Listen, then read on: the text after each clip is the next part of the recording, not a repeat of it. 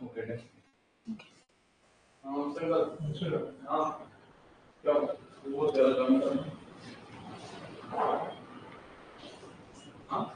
बच्चों, welcome back to any update. Well here आज का हम सेशन स्टार्ट करने वाले हैं ऑडिटिंग का फर्स्ट सेशन, जो कि इस सेशन में हम ऑडिटिंग के एमसीक्यू डिस्कस करेंगे, जो कि आपके semester exam point of view के लिए बहुत ज़्यादा ही इम्पॉर्टेंट है। और यहाँ पे तो हम एमसीक्यू तो सारे डिस्कस करने ही वाले हैं एंड उसका कॉन्सेप्ट भी समझेंगे, लेकिन अगर आपने इसका डिटेल कॉन्सेप्ट नहीं समझा है तो आप पहले जाके हमारा जो कोर्स है यानी जो भी बैचेस हैं वहां पे जाके आप देखिए कि आपके लिए कौन सा बैच परफेक्ट है आपके सेमेस्टर एग्जाम के हिसाब से। तो उसके लिंक आपको डिस्क्रिप्शन बॉक्स में दी गई, वहां से जाके आप अपना कोर्स ले सकते हैं, वहां से अपने जो कॉन्सेप्ट है उसको क्लियर कर सकते हैं। तो चलिए स्टार्ट करते हैं आज का session. So first question that is dash is a systematic examination of the books and records of a business. Option A auditing, option B vouching, and option C verification, and option D checking. यहाँ पे question पूछा गया है कि जो systematic examination किया जाता है बुक्स, यानी कि जो बुक्स ऑफ अकाउंट्स है या जो भी रिकॉर्ड्स हैं बिजनेस के, वहां पे जो सिस्टमेटिक एग्जामिनेशन किया जाता है, ठीक है, तो उसको हम क्या कहेंगे? तो उसको हम कहेंगे ऑप्शन ए ऑडिटिंग कहेंगे। ऑडिटिंग में क्या होता है? एक सिस्टमेटिक एग्जामिनेशन होता है books of accounts and records of a business का। बात करते हैं वाउचिंग की। तो वाउचिंग में क्या होता है कि जो भी वाउचर्स हैं बिजनेस के, ठीक है, जैसे कोई भी सेल्स नोट्स है, जो भी वाउचर्स हैं, उन सभी से वेरीफाई किए जाते हैं ट्रांजैक्शन को। वेरिफिकेशन में क्या होता है कि फिजिकली वेरीफाई किया जाता है कि एक्चुअली वो सारी चीजें, जो चीजें बोली गई हैं बिजनेस में, वो एक्चुअली है कि नहीं है। तो वो सारी चीजें वेरिफिकेशन में होती है। और चेकिंग तो एक ये कैजुअल पार्ट है, ठीक है, ये इतना बड़ा कॉन्सेप्ट नहीं है। तो यहाँ पे जो क्वेश्चन है उसके अकॉर्डिंगली क्वेश्चन फर्स्ट का ऑप्शन ए करेक्ट रहेगा। Now next question, auditing is derived from the Latin word option A audire, option B auditor, option C order and option D none of these. तो यहाँ पे question पूछा गया है कि auditing Latin word के कौन से वर्ड से बना हुआ है? तो यहाँ पे ऑप्शन ए ऑडायर सही रहेगा। क्यों? ऑडायर का मतलब होता है टू हियर, यानी कि सुनना। क्यों? अब आप सोच रहे होंगे ये क्या चीज है। तो ऑडायर जो है मतलब कि टू हियर, यानी जब पहले क्या होता था पुराने जमाने में, जो ऑडिटर होते थे ना, वो जो बिजनेस के जो भी ट्रांजैक्शन होते थे तो उसको क्या करते थे? सुनते थे, ठीक है, वहां पे सुनते थे। तो इसीलिए यहाँ पे जो ऑडिटिंग का वर्ड है उसी पर से रखा गया है to here. Now next question that is की who can be an auditor? Auditor कौन हो सकता है? Option A commerce graduate, option B law graduate, option C cost accountant और ऑप्शन डी चार्टर्ड अकाउंटेंट। तो यहाँ पे पूछा क्या है कि ऑडिटर क्या होना चाहिए? तो ऑब्वियसली ऑडिटर के पास क्या होना चाहिए? वो सीए होना चाहिए, यानी उसके पास ICAI यानी कि institute of chartered accountants of India के अंडर उसके पास मेंबरशिप होनी चाहिए, यानी कि उसका जो है ये प्रोफेशन है, ठीक है, उसके पास चार्टर्ड सीए तो होना ही चाहिए, वो तो ही वो एक ऑडिटर बन सकता है। इसलिए यहाँ पे ऑप्शन डी आएगा, ठीक है। कॉस्ट अकाउंटेंट अगर बात करें तो ये कॉस्ट ऑडिट में होता है, यहाँ पे नहीं है। जनरली एक ऑडिटर को क्या होना चाहिए? सीए होना चाहिए।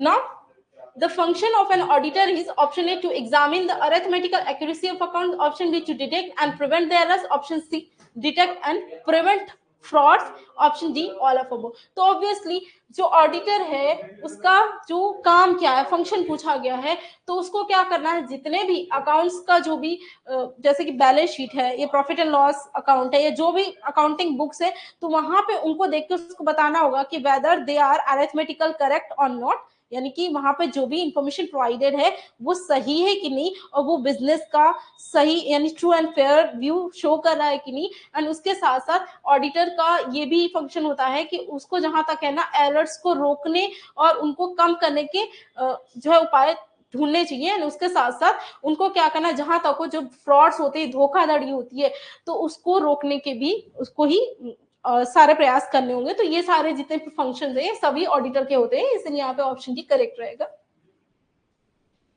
Now next question, auditor is a watchdog and not a bloodhound. This decision was given in the case of. तो यहाँ पे क्वेश्चन पूछा गया है कि ऑडिटर एक वॉच डॉग है, नॉट अ ब्लड हुंड। तो ये जो डिसीजन दिया गया था वो किस केस में दिया गया था? तो यहाँ पे ऑप्शन बी करेक्ट रहेगा।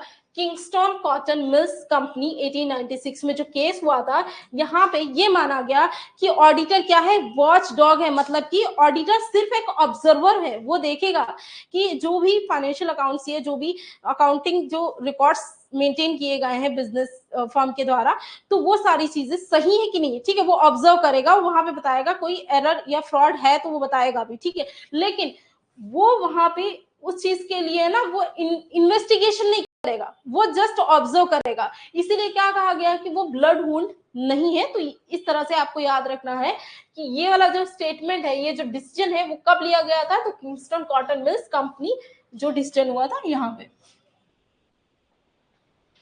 Now next question, that is auditing practice committee is now renamed at. Auditing practice committee को अब किस नाम से जाना जाता है? Option A auditing and assurance standards board, option B auditing board, option C auditing practices standard board, option D none of this. तो यहाँ पे इसका जो अभी का जो प्रेजेंट नेम है ना, तो वो है auditing and assurance standard boards. तो जैसे कि अकाउंटिंग स्टैंडर्ड्स बनाए जाते हैं हमारे अकाउंट्स में, तो उसी तरह से मतलब उसमें यूनिफॉर्मिटी मेंटेन करने के लिए सिमिलर इसी तरीके से ऑडिटिंग में जो एक कह सकते हैं कि ट्रांसपेरेंसी मेंटेन करने के लिए यहाँ पर भी ये ऑडिटिंग एंड एश्योरेंस स्टैंडर्ड्स बनाए जाते हैं इस बोर्ड के द्वारा, ठीक है, जिसको पहले ऑडिटिंग प्रैक्टिस कमिटी कहा जाता था। Now next question, that is the number of standard issued by Institute of Chartered Accountants of India is option A 20, option B 25, option C 35, option D 40। तो यहाँ पे पूछा गया है कि जो अकाउंटिंग स्टैंडर्ड्स यहाँ पे हम जो भी देख रहे हैं ना, तो ये ऑडिटिंग के केस में देख रहे हैं, तो यहाँ पे कितने स्टैंडर्ड्स इशू किए गए हैं? तो यहाँ पे पूछा है, तो ऑप्शन सी करेक्ट रहेगा, 35 स्टैंडर्ड्स इशू किए गए हैं। अगर अकाउंटिंग होता तो वहां पे 32 स्टैंडर्ड्स इशू किए गए थे, लेकिन 2019 में उसके बाद 3 जो उसके लास्ट के यानी 30, 31 एंड 32 जो स्टैंडर्ड था वो हटा दिया गया था। अभी एट प्रेजेंट देखें तो वहां पे 29 स्टैंडर्ड्स हैं अकाउंटिंग स्टैंडर्ड, लेकिन यहाँ पे ऑडिटिंग स्टैंडर्ड की बात की गई है तो 35 रहेगा। Okay, now auditing practicing committee APC was established by central government, ICAI, option C chartered accountants and option D none of these। तो obviously ऑडिटिंग प्रैक्टिसिंग कमिटी जो है ये किसने स्टैब्लिश किया है? ICAI यानी institute of chartered accountants of India ने establish किया है, इसलिए यहाँ पे ऑप्शन बी ये रहेगा, ठीक है। Now auditor examines and verifies the option A costing records and cost statements, option B financial records, option C corresponding records and option D manages records। तो यहाँ पे हम बात करते हैं ऑडिटर की, तो ऑडिटर क्या एग्जामिन करेगा? तो ऑब्वियसली यहाँ पे ऑप्शन बी रहेगा करेक्ट, फाइनेंशियल रिकॉर्ड्स, यानी जो बिजनेस जो चल रहा है उसका जो फाइनेंशियल डीलिंग्स है, यानी जो फाइनेंशियल स्टेटमेंट्स है, जिससे हमें बिजनेस का पता चले कि वो कितना प्रॉफिटेबिलिटी कर रहा है, कितना लॉस कर रहा है, वो सारी चीजें हम जानते हैं, ठीक है। तो जो फाइनेंशियल रिकॉर्ड्स जो बिजनेस मेंटेन करता है, तो उसी को एग्जामिन करना किसका काम होता है? ऑडिटर का। अब बात करते हैं costing records and cost statement, तो ये ऑडिटर, ये सारी चीजें इसके अंदर ही आ जाती हैं। अगर ये आप सेपरेटली देखोगे ना तो ये कॉस्ट ऑडिट में आता है, ठीक है। इसलिए यहाँ पे सबसे बेस्ट ऑप्शन ऑप्शन बी रहेगा, financial records. Now under which act is audit compulsory, ठीक है, किस एक्ट के तहत ऑडिट कंपल्सरी है? Partnership act 1932, Indian companies act 1956, option C both A and B and option D none of both. तो यहाँ पे क्वेश्चन पूछा गया है ना कि किस एक्ट के तहत ऑडिट कंपल्सरी है, तो ऑप्शन बी करेक्ट रहेगा। यहाँ पे बोथ नहीं आएगा, आप लोगों ने ये ऑप्शन देखा होगा, सोच रहे होगे कि यहाँ पे बोथ लिखा तो यही कर दे, ऐसा नहीं है। पार्टनरशिप एक्ट जो है उसमें ऑडिट कंपल्सरी नहीं है, वहां पे वॉलंटरी है, यानी कि पार्टनरशिप चाहे तो वहां पे वो ऑडिट करवा सकती है और उसको नहीं करवाना तो नहीं करवा सकती, वहां पे ऑप्शनल है। इसीलिए यहाँ पे जो कंपल्सरी पूछा है ना, ये सिर्फ और सिर्फ इंडियन कंपनीज एक्ट में ही होता है, ठीक है। यहाँ पे इसीलिए ऑप्शन भी करेक्ट रहेगा। Now, next question, the principal object of auditing is option A to exhibit a true and fair view of the state of affairs of the undertaking, option B detection of errors, option C prevention of frauds, option D none of this. तो यहाँ पे auditing जो है उसका main objective पूछा, principal means main. तो देखो कोई भी चीज होती है ना, उसके मेन ऑब्जेक्टिव भी होते हैं, सब्सिडरी भी होते हैं, ठीक है। तो यहाँ पे सबसे मेन ऑब्जेक्टिव होता है ऑडिटिंग का, ऑप्शन ए आएगा, यानी कि जो भी स्टेट ऑफ अफेयर्स है, यानी कि जो फाइनल अकाउंट्स होते हैं जो बिजनेस के, जैसे कि प्रॉफिट एंड लॉस अकाउंट या बैलेंस शीट, तो वो वहां पे जो भी इंफॉर्मेशन शो की गई है, तो क्या वो true and fair view provide कर रहा है, मतलब कि वहां पे जो फाइनेंशियल इंफॉर्मेशन दी गई है तो वो क्या सच है, और वो क्या सच यानी कि एक रियल पोजीशन शो करी बिजनेस की, नहीं। तो इस चीज की जो जांच होती है वो करना ऑडिटिंग का ही मेन ऑब्जेक्टिव है। Detection of errors and prevention of frauds भी ऑब्जेक्टिव है, लेकिन ये सब्सिडरी है, पहला ऑब्जेक्टिव तो यही रहेगा। Okay, now next question, that prevention of fraud is the dash objective for auditing. Obviously यहाँ पे हमने देखा था कि मेन ऑब्जेक्टिव तो हमने देख ही लिया, उसके अलावा जो ये रहेगा प्रिवेंशन ऑफ फ्रॉड, यानी फ्रॉड को या धोखाधड़ी होने से रोकना, बचाना, तो वो कौन सा ऑब्जेक्टिव होगा? तो यहाँ पे ऑप्शन बी यानी सब्सिडरी करेक्ट रहेगा, ठीक है, इसलिए ऑप्शन बी करेक्ट रहेगा। Now next question, auditing begins where? Option A book keeping ends, option B accountancy ends, option C investigation ends, and option D vouching ends. ठीक है, यहां पे पूछा गया है कि ऑडिटिंग बिगिंस यानी जब ऑडिटिंग बिगिन होता है तो कब होता है। अब इसको भी समझाने के लिए मैं आपको यहाँ पे 3-4 और भी कॉन्सेप्ट समझा देती हूँ, क्योंकि इसमें से एक क्वेश्चन तो आना ही है आपका, ठीक है। सारे एक दूसरे से जुड़े हुए हैं, अगर आप वो चीज समझोगे तो ही आपको समझ में आएगा। जैसे कि सबसे पहले क्या होता है, बुक कीपिंग होता है। क्या होता है? Book keeping. अगर आपने अकाउंट्स अच्छी तरह से पढ़े होंगे ना, तो आपको ये सारे कॉन्सेप्ट आ रहे होंगे। बुक कीपिंग क्या होता है कि जो फाइनल अकाउंट्स बनते हैं ना, उससे पहले जितना भी यानी कि जो बुक्स ऑफ अकाउंट्स जो मेंटेन किए जाते हैं, जस्ट वो चीज बुक कीपिंग के अंदर आती है। तो बुक कीपिंग जो है एंड होता है। यहाँ पे अगर ये क्वेश्चन पूछ लिया गया कि बुक कीपिंग एंड्स, तो क्या बिगिन होगा, वहां पे क्या बिगिन होगा? ठीक है, तो यहाँ पे जब बुक कीपिंग एंड्स होगा तो यहाँ पे अकाउंटिंग बिगिंस होगा। क्या होगा? बिगिंस। ठीक है, अब यहाँ पे अगर कुछ और क्वेश्चन पूछ लिया, यानी कि बुक कीपिंग जहां खत्म होगा वहां पे अकाउंटिंग वर्क चालू हो गया। अब क्या हुआ कि यहाँ पे इसको कोई और क्वेश्चन पूछ लिया गया, जैसे कि ऑडिटिंग, यही वाला क्वेश्चन ले लेते हैं। तो auditing begins where? Auditing begins कब होगा? जब अकाउंटिंग वर्क खत्म हो जाएगा। तो यहाँ पे क्या आएगा? अकाउंटिंग एंड्स आएगा। अब एक और क्वेश्चन ले लेते हैं, ठीक है। अब यहाँ पे बुक कीपिंग खत्म होगा तब अकाउंटिंग हुआ, अकाउंटिंग जब खत्म हुआ तो ऑडिटिंग हुआ। जब ऑडिटिंग खत्म होता है तब क्या होगा? ऑडिटिंग एंड्स, तो वहां पे क्या होगा? वेरिफिकेशन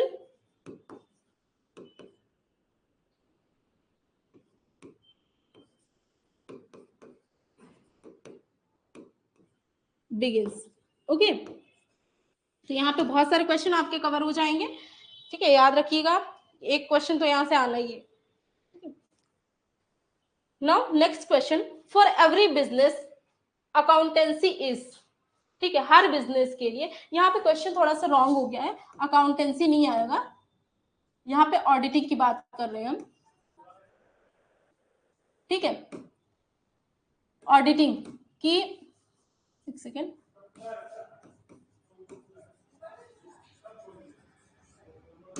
हर एक बिजनेस के लिए ऑडिटिंग क्या है?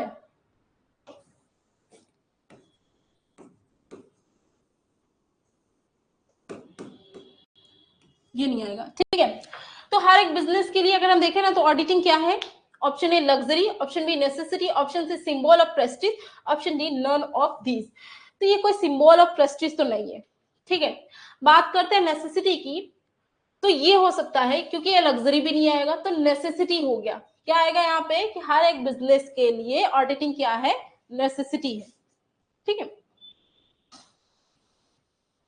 Now next question, that is to examine the books of account is the dash object of auditing.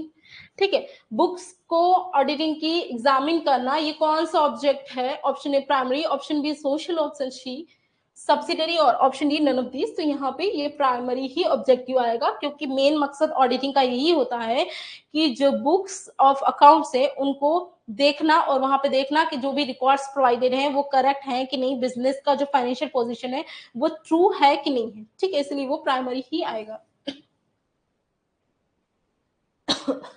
Now next question, verification of annual statement is the dash object of auditing. ठीक है, कि जो annual statements होते हैं तो उसको verify करना ये कौन सा ऑब्जेक्ट रहेगा? तो option A primary, option B social, option C subsidiary, option D none of this. तो ये भी कौन सा रहेगा? प्राइमरी ही रहेगा, क्योंकि अगर आप ऑडिटिंग की डेफिनेशन भी देखोगे ना, वहां पर भी कहेंगे कि auditing is the examination and verification of financial statements of a business. तो इसीलिए ये क्या है? प्राइमरी ही आएगा। जो एनुअल स्टेटमेंट्स का जो वेरिफिकेशन किया जाता है वो प्राइमरी ऑब्जेक्ट ही होता है। Now next question, to render suggestions to the manager is a dash object of the auditor. Option A primary, option B secondary, option C social, option D none of these. तो sorry, कहीं पर भी ऐसा auditor को लगता है कि business में कुछ कहीं पे भी एरर्स हो रही हैं या कहीं पर भी फ्रॉड होने के चांसेस है, तो वहां पे क्या करता है जो ऑडिटर होता है, वो जो मैनेजर्स होते हैं उनको क्या करेगा? कोई ना कोई सजेशन देगा जिससे कि वहां पे फ्रॉड या एरर्स कम हो। तो ये जो ऑब्जेक्ट है ये कौन सा है? तो ये आपको पता होना चाहिए, ये आएगा सेकेंडरी, क्योंकि ये सोशल, वो कोई सोसाइटी के लिए कुछ हेल्पफुल नहीं कर रहा है। यहाँ पे ये जो रहेगा ये क्या रहेगा? सेकेंडरी रहेगा। ठीक है, now next question is that audit is compulsory in option A sole trading concern, option B partnership firm, option C joint stock companies and option D none of them. तो यहाँ पे क्वेश्चन पूछा गया है कि ऑडिट किन के लिए कंपल्सरी है? सोल ट्रेडिंग कॉन्सर्न के लिए तो नहीं होगा। क्यों? क्योंकि यहाँ पे एक ही पर्सन बिजनेस चला रहा है, तो वहां पे कोई भी जो है वहां पे कोई धोखाधड़ी या एरर होने के चांसेस कम होते हैं। ठीक है, वहां पे ऑडिटिंग की जरूरत ही नहीं होती। दूसरी चीज की पार्टनरशिप फर्म, तो पार्टनरशिप फर्म में तो कंपलसरी है ही नहीं ऑडिट करना, वहां पे तो ऑलरेडी बताया गया ऑप्शनल है। ठीक है, तो यहाँ पे ऑडिटिंग किसके लिए कंपलसरी रहेगा? जॉइंट स्टॉक कंपनीज के लिए। अब बात करते हैं, और एक और क्वेश्चन अगर पूछा जा सके कि ऑडिटिंग किसके लिए कंपलसरी है, तो आपको याद रखना है जैसे कि जो भी कंपनीज है, इंश्योरेंस कंपनीज हो, ये बैंकिंग कंपनीज है, उनके लिए, सबके लिए क्या रहेगा? ऑप्शन में अगर आपको दे दिया जाए तो उनके लिए कंपलसरी है। 1 second.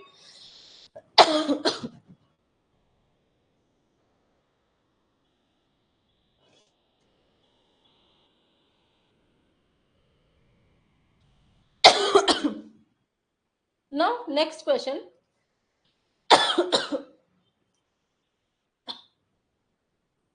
if a partnership firm conducts an audit, it is called sorry, option A statutory audit, option B compulsory audit, option C voluntary audit, option D none of these। यहाँ पे पूछा गया है कि पार्टनरशिप फर्म अगर audit करवाती है तो वहां पे क्या होगा? पार्टनरशिप फर्म में तो बता ही दिया है कि वहां पे क्या है? वॉलंटरी, यानी कि ऑप्शनल है, उनकी मर्जी पे डिपेंड करता है कि उनको ऑडिट करवाना है कि नहीं, वो उन पर डिपेंड करता है। उसमें जब कह ही दिया है कि वो क्या है? वॉलंटरी है, तो याद रखना यहाँ पे ऑप्शन क्या रहेगा? सी रहेगा, वॉलंटरी ऑडिट। अगर स्टेट्यूटरी ऑडिट की बात करें ना, जैसे जो गवर्नमेंट होती है, जब गवर्नमेंट अपने गवर्नमेंट अंडरटेकिंग या डिपार्टमेंट्स की जो ऑडिट करवाएगी तो वो स्टेट्यूटरी आएगा।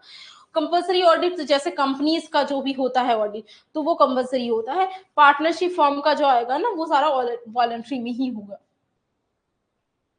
Now continuous audit is carried out at the end of the year, option B at the mid of the year, option C for the whole year, option D none of these। तो यहाँ पे पूछा गया है कि continuous audit जो है कब तक किया जाता है? कंटिन्यूअस से ही आपको समझ जाना चाहिए कि ये पूरे साल चलता है, पूरे ईयर चलता रहता है, इसीलिए यहाँ पे ऑप्शन सी करेक्ट रहेगा। अगर हम बात करें मिड ऑफ द ईयर, तो मिड ऑफ द ईयर में कौन सा ऑडिट होता है?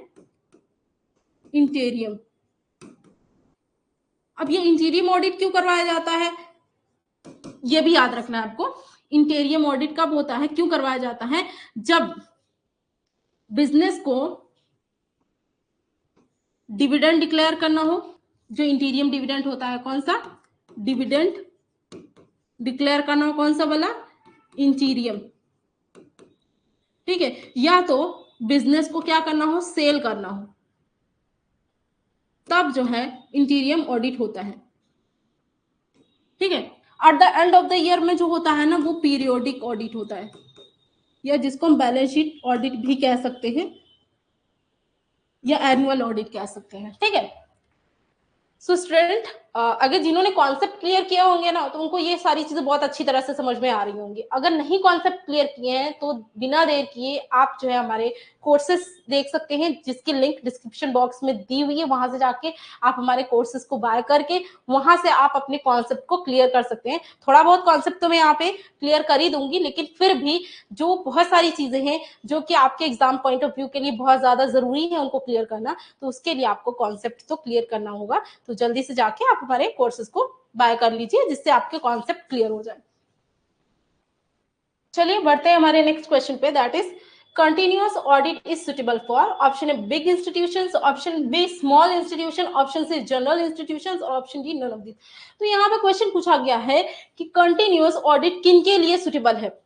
कंटिन्यूअस मतलब कि जहां पे पूरे साल ऑडिट का काम चलता रहता है, ठीक है। तो कंटिन्यूअस ऑडिट जो है वो बिग इंस्टीट्यूशंस के लिए, किनके लिए सुटेबल रहेगा, बिग इंस्टीट्यूशंस के लिए ज्यादा सुटेबल रहता है, ठीक है। और यहाँ पे अगर कहीं पर भी कंटिन्यूअस ऑडिट है तो वहां पे जो एरर्स होने के चांसेस रहते हैं ना, बहुत कम रहते हैं, ठीक है।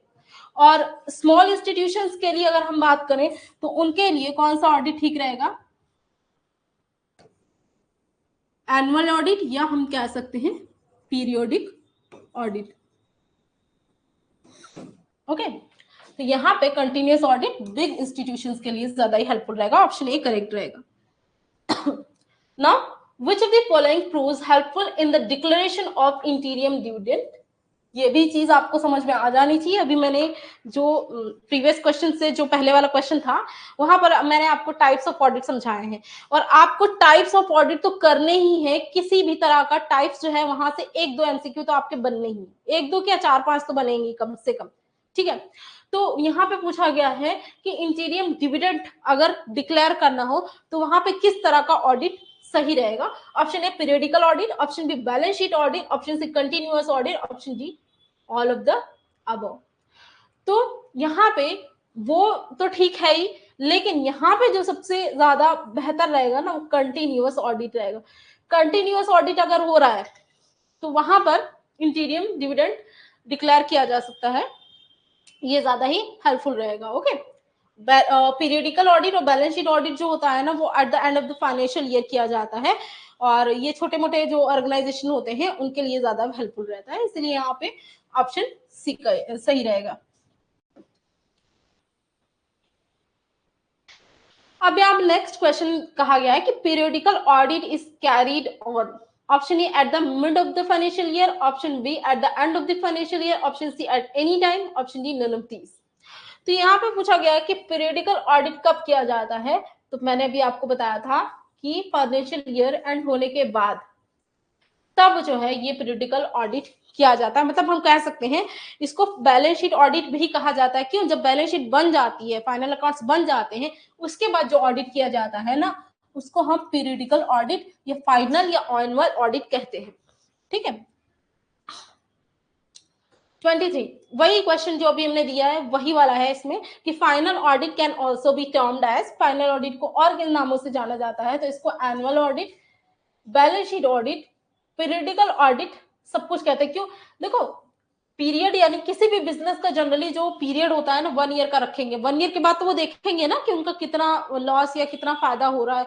तो उस पीरियड के बाद यानी फाइनेंशियल ईयर जब एंड होता है उसके बाद जो ऑडिट होता है तो उसको हम फाइनल ऑडिट कह सकते हैं। एनुअल ऑडिट यानी कि जो एनुअली किया जाता है हर साल, उसको एनुअल ऑडिट कहेंगे। बैलेंस शीट भी कहते हैं, क्यों, क्योंकि यहाँ पे जब बैलेंस शीट बन जाते हैं eight the end of the year, यानी 31 मार्च को, हर साल 31 मार्च को बैलेंस शीट बनाई जाती है ना, तो उस डेट के बाद यानी उसके बाद जो ऑडिट होता है तो उसको हम बोलेंगे फाइनल पीरियडिकल ये ऑडिट बोलेंगे, इसलिए यहाँ पे ऑप्शन डी करेक्ट रहेगा। Which type of audit is suitable for small concerns? छोटे मोटे बिजनेस के लिए कौन सा ऑडिट बेहतर रहेगा? Option A continuous audit, option B periodical audit, option C balance sheet audit और option D both B and C. तो यहाँ पे ऑप्शन डी करेक्ट रहेगा, क्योंकि स्मॉल बिजनेस जो होते हैं उनके लिए पीरियडिकल और बैलेंस शीट ऑडिट है तो सेम ही, उसका नेम ही है, तो ये दोनों ऑडिट ज्यादा बेहतर रहते हैं। Interim audit is conducted, interim audit कब कंडक्ट किया जाता है? Option A at the beginning of the year, option B at the end of the year, option C at the mid of the year, option D none of these. तो interim audit middle of the year में किया जाता है, और basically ये जो किया जाता है तो ये इंटीरियम डिविडेंड डिक्लेयर करने के लिए किया जाता है। अगर कहीं पर भी कंटिन्यूअस ऑडिट चल रहा है तो वहां पे ऑडिट करवाने की जरूरत नहीं होती, वहां पे कंटिन्यूअस ऑडिट चल जाता है इंटीरियम डिविडेंड डिक्लेयर करने के लिए। सो इंटीरियम ऑडिट कब होता है? Mid of the year. Clear? Now, continuous audit is beneficial for, continuous audit किन के लिए beneficial होता है?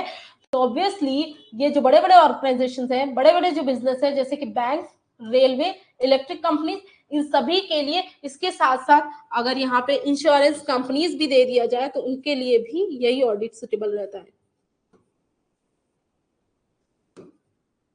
ओके, तो यहाँ पे ऑल ऑफ दीज आएगा।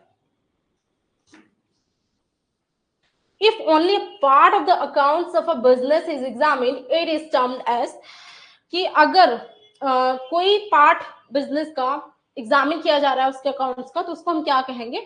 तो यहाँ पे सिर्फ एक पार्ट की बात की गई, तो कैजुअल आएगा? नो, कैजुअल क्या होता है? एक इनफॉर्मल चीज है, इनफॉर्मली जो अगर अकाउंट्स को देखा गया तो वो कैजुअल पे आ जाएगा। द स्टैंडर्ड ऑडिट भी नहीं होगा। इंटीरियम ऑडिट तो मिड ऑफ द ईयर में होता है, और लेकिन इसमें पूरा होता तो वहां तक जितना भी बुक्स ऑफ अकाउंट या जितना भी फाइनेंशियल डीलिंग हो चुका उन सभी चीजों का ऑडिट हो जाता है। लेकिन पार्शियल ऑडिट होता है ना, इसमें कुछ चीजों का ही ऑडिट किया जाता है, कुछ स्पेसिफिक बुक्स या स्पेसिफिक अकाउंट्स का ही ऑडिट होता है, यानी कुछ हम कह सकते हैं एक पार्ट होता है जो अकाउंट का, उसी को एग्जामिन करते हैं, इसीलिए इसको हम पार्शियल ऑडिट कहेंगे। Now to sell the business, which type of audit is conducted? Option A periodical audit, option B continuous audit, option C interim audit, option D none of these. यहाँ पे question पूछा गया है कि अगर business को cell करना पड़ जाए तो वहां पे कौन सा ऑडिट होगा? तो ऑब्वियसली वहां पे इंटीरियम ऑडिट होगा। मतलब कि बिजनेस किसी भी टाइम पे सेल करने का फैसला ले लिया, जरूरी नहीं है कि फाइनेंशियल ईयर एंड होगा तभी बिजनेस सेल किया जाएगा, किसी भी टाइम पे फैसला ले लिया। अब उस टाइम बिजनेस का कितना फाइनेंशियल डीलिंग है तो उसको जानने के लिए, उसको चेक करवाने के लिए वहां पे इंटीरियम ऑडिट होता है। ठीक है,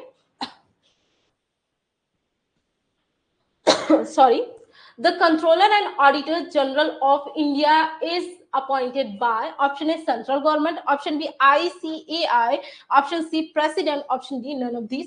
तो यहाँ पे क्वेश्चन पूछा गया है controller and auditor general of India कौन अपॉइंट करता है? तो इसको अपॉइंट करते हैं प्रेसिडेंट। कौन करते हैं? प्रेसिडेंट करते हैं। जो कंट्रोलर एंड ऑडिटर जनरल जो होता है वो स्टैट्यूटरी ऑडिटर होता है। कौन सा ऑडिटर होता है? स्टैट्यूटरी ऑडिटर होता है। ठीक है, देखो याद रखना, CAG यानी controller and auditor general of India, ये क्या होता है? स्टैट्यूटरी ऑडिटर होता है, और इसको अपॉइंट कौन करता है? प्रेसिडेंट करते हैं। ओके, तो ये सारी चीजें आपको याद रखना है। अब यहाँ पे ये ऑप्शन दिए कि सेंट्रल गवर्नमेंट, तो सेंट्रल गवर्नमेंट नहीं करेगी, यही करेंगे। अगर कोई भी कंपनी है जिसका कोई भी जो ऑडिटर है उसने क्या किया? रिजाइन कर दिया अचानक से, और वहां पे जो कैजुअल वैकेंसी हुई उसको फिल करना होता है, तो वहां पे एक सेंट्रल गवर्नमेंट करती है। सॉरी, समझ में आ गया? वो सारी चीजें हम आगे जब हमारा ये कॉन्सेप्ट हम डिस्कस करेंगे appointment and resignation of auditor, तो वहां पे ये सारी चीजें हम डिटेल में डिस्कस कर लेंगे। और वैसे आपको अगर कॉन्सेप्ट क्लियर करना हो तो इसका हमारे बैचेस में अच्छी तरह से कंप्लीट एक्सप्लेनेशन दिया गया है, तो वहां से आप कॉन्सेप्ट क्लियर कर दीजिए। चलिए, यहाँ पे नेक्स्ट क्वेश्चन दिया गया है कि audit programme should be, option A written, option B verbal, option C brief, option D none of these. तो यहाँ पे क्वेश्चन पूछा गया है कि ऑडिट प्रोग्राम कैसा होना चाहिए, तो ऑब्वियसली रिटन होना चाहिए, क्योंकि ये एक प्रोग्राम है जिसको लिखा जाएगा और इससे सबको पता चलेगा कि आगे क्या करना है, मतलब ऑडिट प्रोग्राम में क्या क्या होने वाला है, कौन कौन सी चीजों की चेकिंग करनी है, ऑडिटर वो सारा शेड्यूल बनाता है, ठीक है। तो वो सारा प्रोग्राम जो होता है ना वो कैसा होना चाहिए, रिटन होना चाहिए।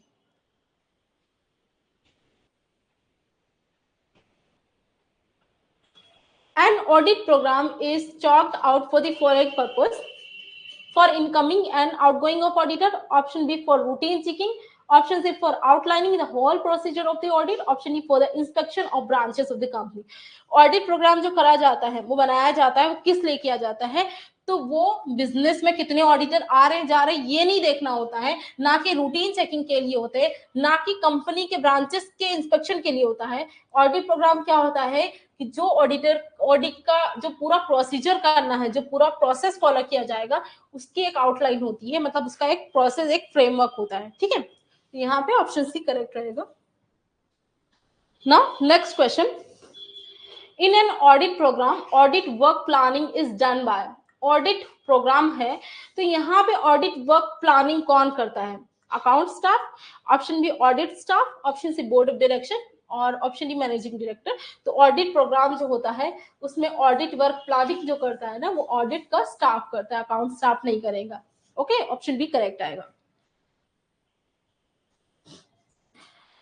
ऑडिट नोटबुक कंटेन्स, ठीक है, यहाँ पे क्वेश्चन में ए नहीं दिया है।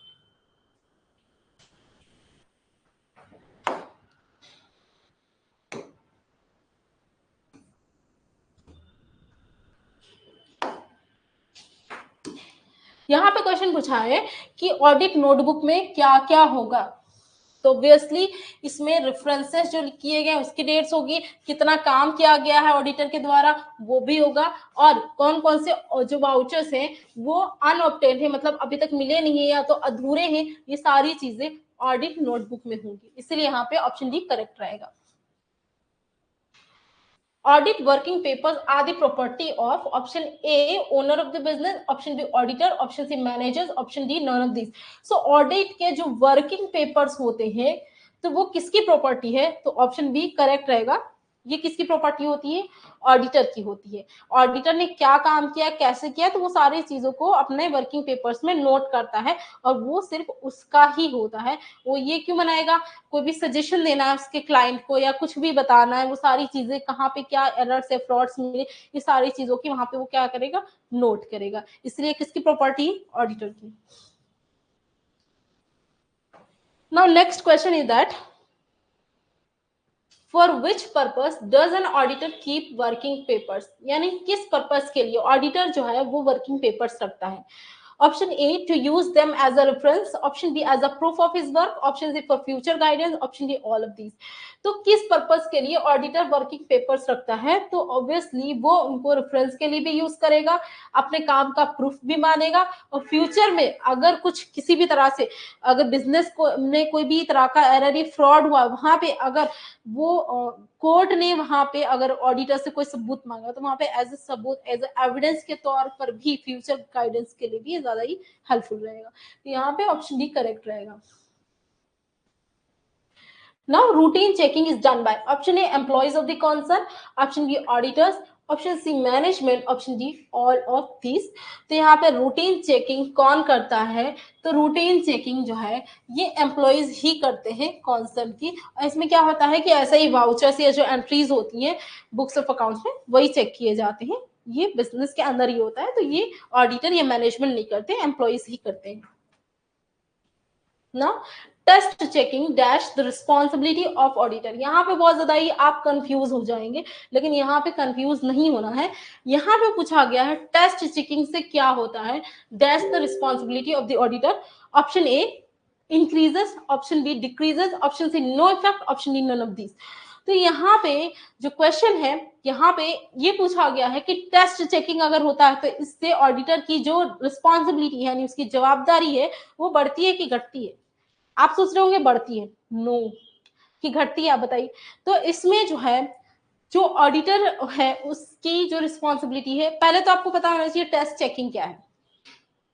टेस्ट चेकिंग में क्या होता है कि बिजनेस के कुछ बुक्स या कुछ ट्रांजेक्शन्स को ही बहुत डिटेल में चेक किया जाता है, लेकिन सबका नहीं होता, कुछ चीजों कुछ स्पेसिफिक ही होते हैं। तो भले ही इसमें स्पेसिफिक हुए, इसमें देखो कुछ चीजों का चेकिंग हुआ तो इससे क्या होगा कि जो ऑडिटर है उसका वर्कलोड कम हो जाएगा, लेकिन यहाँ पे उसकी जो रिस्पॉन्सिबिलिटी है ना वो बढ़ती है, इंक्रीज होती है। क्यों? क्योंकि यहाँ पे उसने सारी चीजों का उसने ऑडिटिंग नहीं किया है, कुछ चीजों का ही किया है, तो यहाँ पे उसकी जवाबदारी बढ़ जाती है। इन केस अगर फ्यूचर में बिजनेस को कुछ लॉस होता है टेस्ट चेकिंग की वजह से, तो यहाँ पे लायबिलिटी किसकी रहेगी? ऑडिटर की ही रहेगी। ओके, इसीलिए हम कहते हैं कि टेस्ट चेकिंग में क्या होता है कि जो ऑडिटर है उसकी रिस्पॉन्सिबिलिटी क्या होती है? बढ़ जाती है।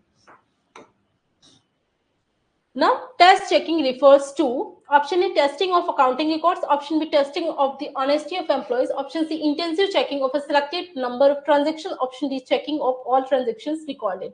तो यहाँ पे क्वेश्चन पूछा गया है कि टेस्ट चेकिंग मतलब क्या? अकाउंटिंग रिकॉर्ड्स को चेक करना, एम्प्लॉयज की ऑनेस्टी कितनी है वो चेक करना, या सारे ट्रांजेक्शन्स को चेक करना, या कुछ सिलेक्टेड नंबर ऑफ ट्रांजेक्शन जो है उसका डिटेल्ड यानी इन डेप्थ इंटेंसिव चेकिंग करना। तो टेस्ट चेकिंग का मतलब होता है कि जो कुछ सिलेक्टेड नंबर ऑफ ट्रांजेक्शन्स होते हैं उसका क्या होता है? डिटेल्ड इंटेंसिव चेकिंग होता है, इसलिए यहाँ पे ऑप्शन सी करेक्ट रहेगा। Now, question number 39 under intensive checking, option A all books of accounts are examined, option B specific books of accounts are examined, option C none of these, option D both and B. तो यहाँ पे question पूछा गया है कि intensive checking यानी हम जिसको हम कहते हैं इन डेप्थ चेकिंग, बहुत डिटेल में जब चेकिंग होती है तब क्या होता है? सभी बुक्स ऑफ अकाउंट्स को एग्जामिन करेंगे। अगर सारी बुक्स ऑफ अकाउंट्स को अगर हम डिटेल में चेक करने जाएंगे तो इससे तो बहुत ज्यादा ही टाइम लेने वाला है, बहुत ज्यादा ही टाइम जाएगा। और तो यहाँ पे ए एंड बी तो हो ही नहीं सकता, ए नहीं होगा तो कौन सा होगा?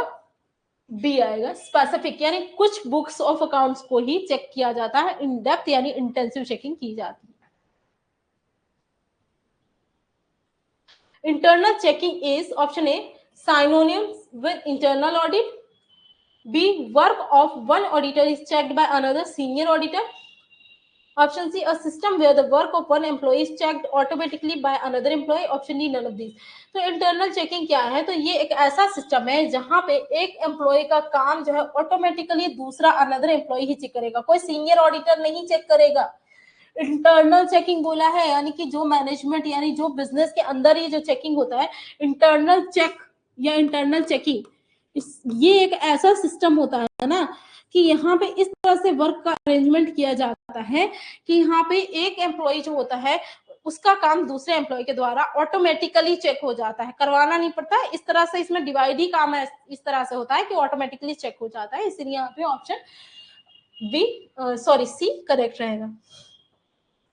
Who appoint the internal auditor?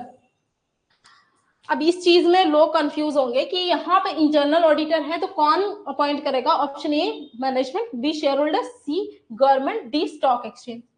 तो इंटरनल ऑडिटर कौन अपॉइंट करता है? बहुत से लोग शेयर होल्डर लगा के आएंगे, नो शेयर होल्डर नहीं आएगा।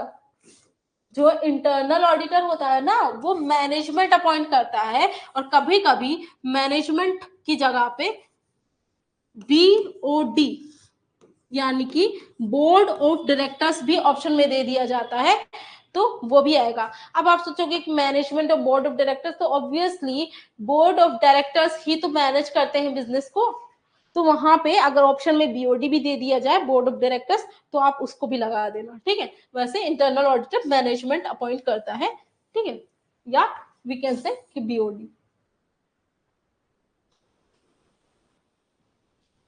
Now, next question, that is internal audit is a dash part of internal control, B broader than internal check, option C same as internal control, option D not related to internal control।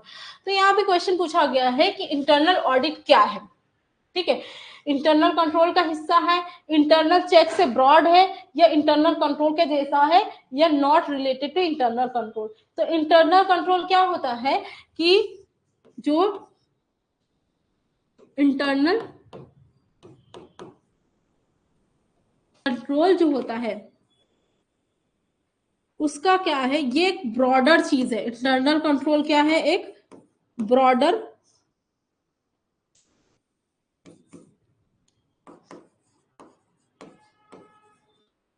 Concept है, और इसके अंदर बहुत सारी चीजें include होती हैं, जैसे कि इंटरनल ऑडिट इसका ही एक पार्ट है।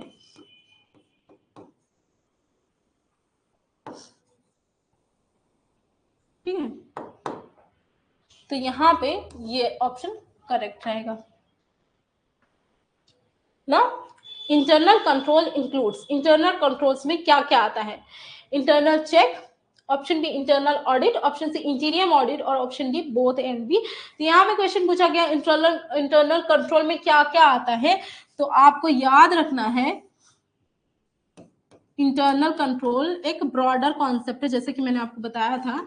इंटरनल कंट्रोल में internal audit as well as internal check दोनों ही आ जाता है। ठीक है, तो ये सारी चीजें आपको याद रखनी है कि इसमें ये दोनों चीजें ही आती हैं, दोनों ही कॉन्सेप्ट आ जाते हैं।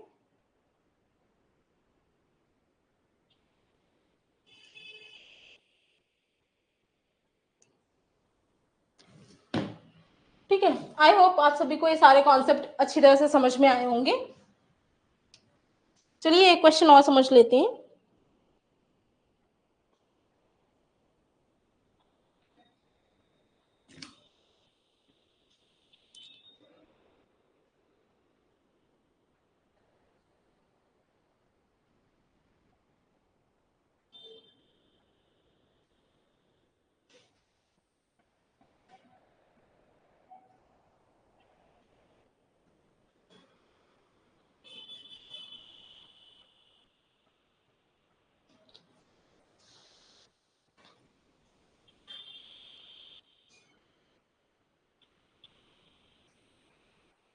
अब यहाँ पे क्वेश्चन में आपको बना देती हूँ कि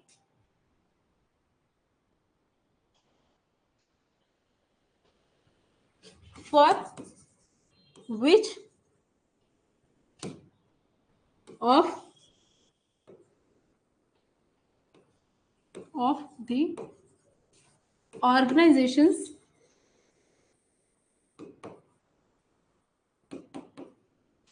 internal check is suitable।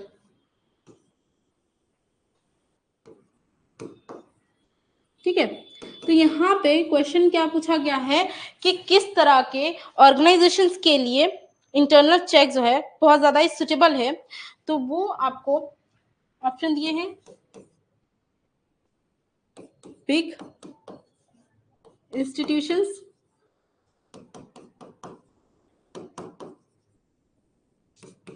Small institutions,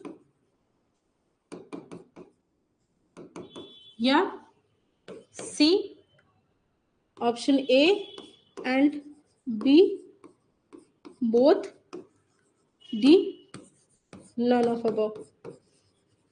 तो यहाँ पे अगर आपसे पूछ लिया जाए कि इंटरनल चेक जो है वो सबसे ज्यादा सुटेबल किसके लिए है, तो आपको यहाँ पे बताना होगा कि ये जो है बड़े ऑर्गेनाइजेशन जो बिग इंस्टीट्यूशंस होते हैं उनके लिए ज्यादा सुटेबल है। क्यों है, क्योंकि वहां पे इस तरह से काम को डिवाइड किया जाता है कि इससे क्या हो जाता है कि एक का काम दूसरा बंदा चेक करेगा, ऑटोमेटिकली यहाँ पे काम चेक हो जाएगा, और जो एरर होने वाले होते हैं तो उसके भी चांसेस कम हो जाते हैं। आई होप आप सभी को अच्छी तरह से ये सेशन समझ में आया होगा, और अगर आपको कोई भी डाउट है तो वो आप कमेंट सेक्शन में पूछ सकते हैं। ठीक है, मिलते हैं अगले सेशन में नेक्स्ट इंपॉर्टेंट एमसीक्यू के साथ।